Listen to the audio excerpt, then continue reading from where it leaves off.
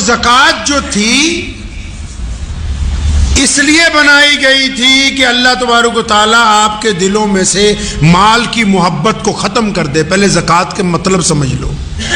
زکوٰۃ اس لیے بنائی کہ آپ بھی دوسرے کے درد کو محسوس کر سکیں, آپ غریب آدمی کی تکلیف میں اس کے حصے دار بن جائیں, آپ مظلوم کی مدد کرنے والے ہوں, آپ جن کا کاروبار ٹھپ ہو گیا ان کے ساتھ کاندھے سے کاندھا ملانے والے ہوں. زکوٰۃ اس لیے تھوڑی بنائی کہ آپ بیٹھ جاؤ اپنی دکان کے اوپر اور 100 روپے سب کو بانٹتے جاؤ, اور وہ بھی آنے والا کہے حضرت اگلے سال میرا خیال رکھنا, اس نے بھی ارادہ کر رکھا ہے ساری زندگی مانگنے کا, تو نے بھی ارادہ کر رکھا ہے بیوقوفی کے ساتھ بانٹنے کا.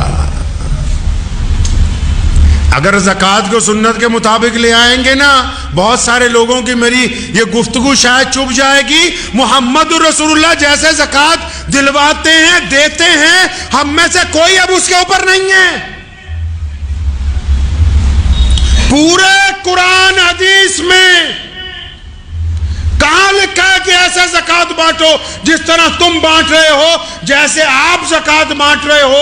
پچھلے 75 سالوں میں کوئی غریب ختم نہیں ہوا جیسے آپ زکوٰۃ بانٹ رہے ہو, کوئی عمارت مکمل نہیں ہوئی جیسے تم زکوٰۃ بانٹ رہے ہو, کسی کے گھر کے اندر خوشحالی نہیں آئی, کیونکہ زکوٰۃ دے تو رہے ہو محمد رسول اللہ کے مطابق نہیں دے رہے ہو. رسول اللہ کیسے زکوٰۃ دیتے ہیں جی؟ رسول اللہ زکوٰۃ کیسے دلواتے ہیں؟ اس میں حیرت کی بات اور بتا دوں آپ کو, بڑی حیرت.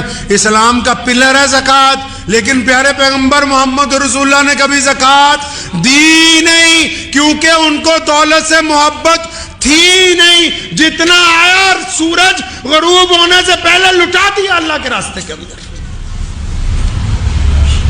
چاہے ابو ہریرہ ہو اور چاہے مولا علی کرم اللہ وجہ ہو, جو کچھ آیا سورج غروب ہونے سے پہلے اللہ کے راستے کے اندر لوٹا دیا.